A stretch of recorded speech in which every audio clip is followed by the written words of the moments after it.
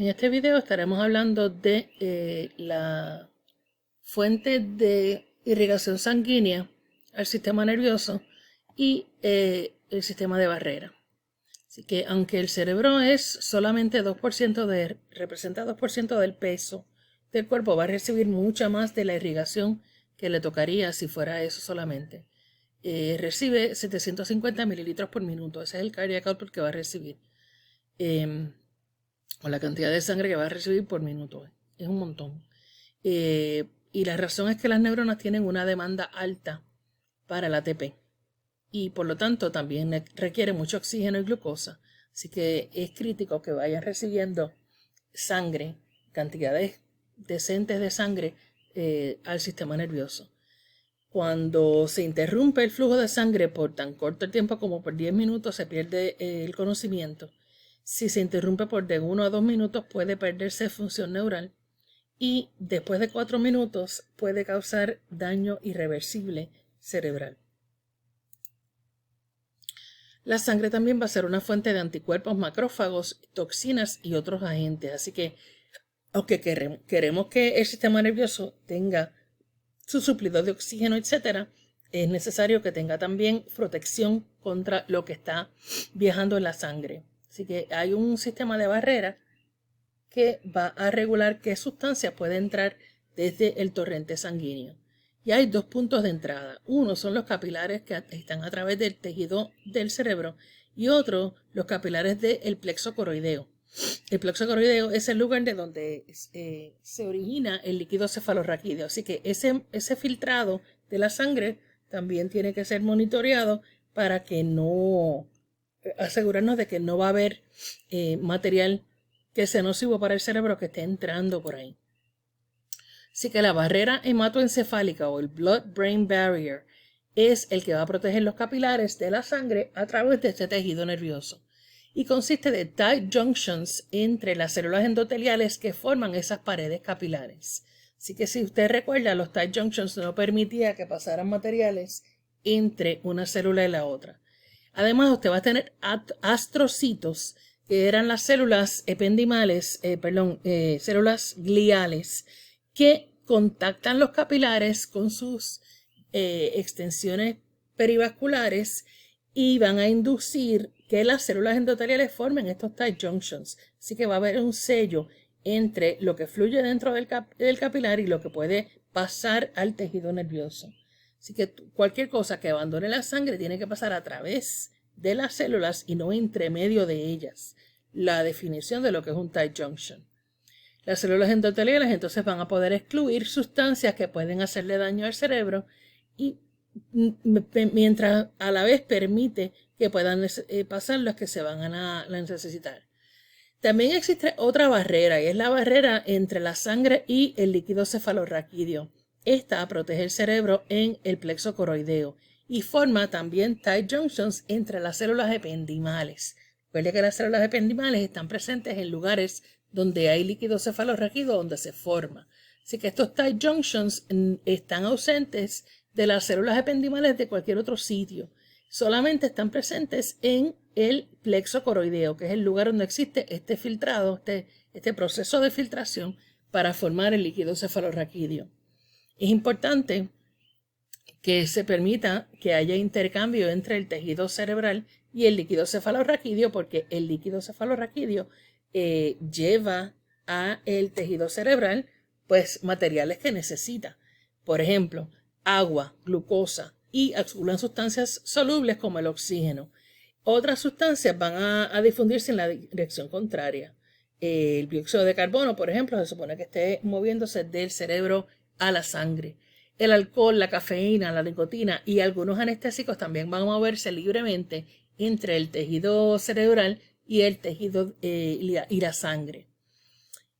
Este sistema de barrera entonces va a ser completamente permeable para estos materiales que acabo de mencionar y es levemente permeable al sodio, potasio, cloro y los productos de desecho como la urea y la creatinina. Obviamente estos sistemas de barrera van a ser un obstáculo para que los medicamentos lleguen de forma fácil a el sistema nervioso central y por lo tanto el delivery de antibióticos y de medicamentos antidroga, anticáncer, son difíciles para llegar y tienen que ser diseñados de forma específica para que entren al sistema nervioso. Ahora, si usted tiene una lesión o una inflamación, esto puede dañar los sistemas de barrera, el blood-brain barrier y el blood cerebrospinal fluid barrier van a poder entrar, van a permitir la entrada de patógenos al sistema al cerebro si hay lesiones o si hay inflamación. Hay unos órganos también que se llaman los órganos circunventriculares, que son lugares en el tercer y cuarto ventrículo. Recuerden que estos son ventrículos donde hay líquido cefalorraquídeo. El tercero está en el medio de los dos tálamos e hipotálamos y el cuarto está en la parte anterior del cerebelo. Esta barrera está ausente en estos dos lugares. Así que la sangre va a tener acceso directo al cerebro. Esto es un lugar donde el cerebro puede monitorear la glucosa, el pH, la osmolaridad y otras variables para responder rápidamente a fluctuaciones en estas variables. También es un lugar donde el virus de inmunodeficiencia adquirida, el HIV, puede entrar al cerebro y es el lugar preferido para entrar a una metástasis también. En cuanto a las arterias que están entrando al cerebro como tal, son unas ramas de la carótida común. La carótida común es una arteria que está viajando en el cuello y entonces a nivel del cuello tiene una bifurcación. La carótida externa se lleva sangre solamente a estructuras externas, la cara, el cuello, mientras que la carótida interna se va a dirigir adentro del cerebro. Y aquí usted está viendo una vista desde abajo donde visualice que la carótida interna estaría viniendo hacia donde usted está en ese plano que está saliendo de la pantalla. Así que esa es la carótida interna que ahí en ese punto hace un doblez, una curva y se convierte en la arteria cerebral media en ambos lados. Esta arteria cerebral media va a dar unas cuantas ramas, incluyendo unas ramas coroidales y también incluyendo unas arterias cerebrales anteriores. Así que usted tiene de la carótida interna la middle cerebral o la cerebral media y de esa cerebral media sale la anterior cerebral o la cerebral anterior. Así que estas dos entonces forman una comunicante anterior. Así que aquí usted tiene la mitad del círculo de Willis, la mitad. Porque estas dos arterias, las anteriores cerebrales, van a comunicarse entre sí. Por otro lado, y posteriormente a la arteria media cerebral, usted tiene dos arterias comunicantes posteriores que se van a comunicar con esta arteria que está aquí. Esta es la basilar. La arteria basilar se forma cuando las dos arterias vertebrales, que eran las que estaban viajando por el foramen intervertebral de sus vértebras cervicales, esas dos arterias vertebrales en la base del cerebro forman la arteria basilar. Entonces la arteria basilar se comunica con la middle cerebral por medio de estas dos arterias comunicantes y eso termina ese círculo de Willis. De ahí, de esta arteria basilar y de la comunicación que tiene con la middle cerebral, parten unas cuantas otras arterias, incluyendo la cerebral posterior, la superior cerebelar y unas arterias pontinas que van a darle sangre al pons.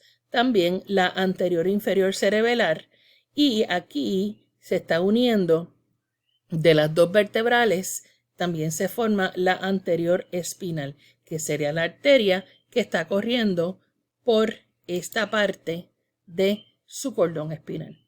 ¿Okay? Así que no se olvide que las arterias, la basilar se está formando por estas dos que estaban ascendiendo hacia el cerebro y que este diagrama es parte de los diagramas que usted debe entender y esperar a encontrar en el examen.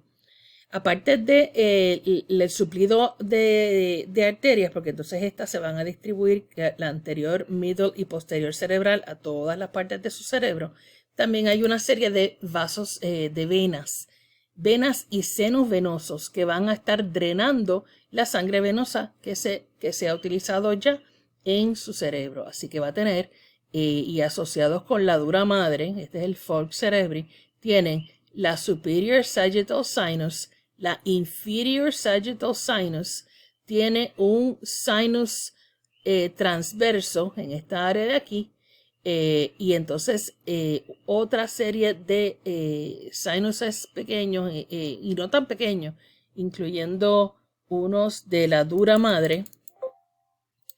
Vamos a hacer esto un poquito más pequeño, más grande aquí.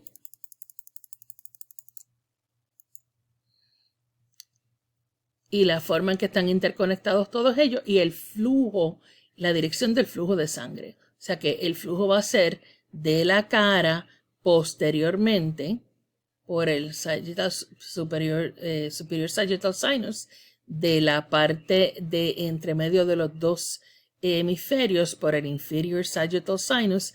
Este se va a unir aquí en el straight sinus con la sangre que viene de aquí y de acá, de la gran vena cerebral, y entonces eventualmente aquí en la confluencia de los sinuses se une con la sangre que viene de la parte posterior del cerebelo a través del occipital sinus y tiene aquí en la dirección anterior hacia la vena yugular.